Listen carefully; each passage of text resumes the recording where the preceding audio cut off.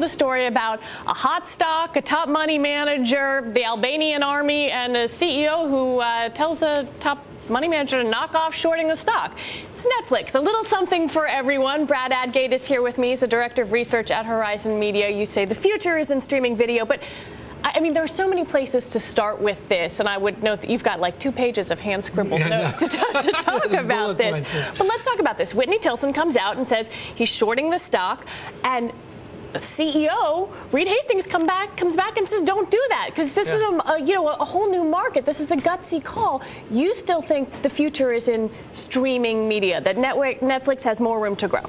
Oh, yeah, absolutely. I think one of the reasons is that it's only got about 17 million subscribers, expected about 19 million. That's only about 17% of the country. So, you know, there's a lot of growth. People are using online content more and more. ComScore says that the average person watches 15 hours of online content each month, which is double what it was a year ago. And so there's a lot of upside, at least for 2011. But one of the big problems is the kind of content they're watching, right? I mean, with Netflix, they made a very smart deal with Starz a long time ago, a very cheap deal. And I guess the question is what they're able to offer their subscribers later on. You think they're going to get renewed, but at like a tenfold increase. Yeah, I think so. You know, they made a really sweet deal. It was October 2008. It was $25 to $30 million a year. And that expires this October, 2011. And it's expected that that could be somewhere between around $250 million, which is not that far off from the deal they made with Epix, which is a movie studio that's owned by MGM and Lionsgate and Paramount, and that was about $1 billion deal over 5 years. So that seems to be the direction it's headed. So there'll be a huge increase. Well, let's talk about their relationship with content providers, because that's obviously a very important one. I think we have the Jeff Bewkes quote, which I want to put up, which is amazing. If we can throw it up there, there it is. It's a little bit like, is the Albanian army going to take over the world?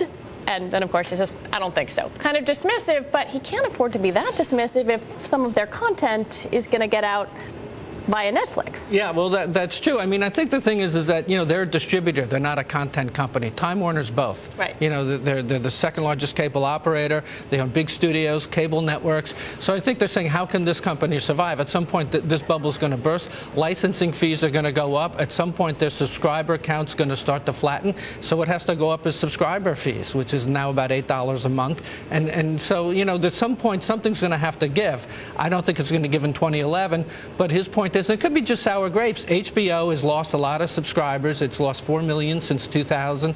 They're expected to lose about 1.5 million this year. He doesn't say it's Netflix. He says there are no promos, it's the economy, so on and so forth. So, you know, it could be that. And, of course, he's probably admiring the stock growth. But why have it? I mean, the big question here is if Netflix is doing so well, why haven't studios figured out how to do this? Yeah, I think that's kind of an interesting point. First of all, it's a very lucrative business for the studios. You know, content providers get $30 billion a year from traditional distributors, you know, from cable operators and satellite companies. You know, that's a large chunk of money, and I think they're trying to think of, you know, what can offset that. I mean, how can they make money online? You know, Netflix spends $350 million a year this year in streaming content. That's probably going to go up next year as they make more agreements and the Starz deal expires and hopefully gets renewed for Netflix's sake. So, you know, the dollars online aren't what they are through the traditional distribution.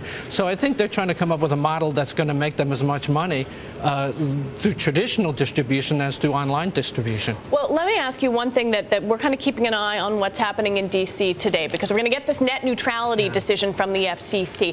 How does this shake out for Netflix, do you think? Well, I think it works great for them because, you know, they're not going to have, they're going to be able to stream content. You know, 20% of all online content comes from Netflix during peak hours. And that's, wow. They are broadband hogs. And a study was done in 2014 that 90% of all content, streaming content, is going to be broadband video. Not necessarily from Netflix, and it'll be Hulu and Amazon and other companies.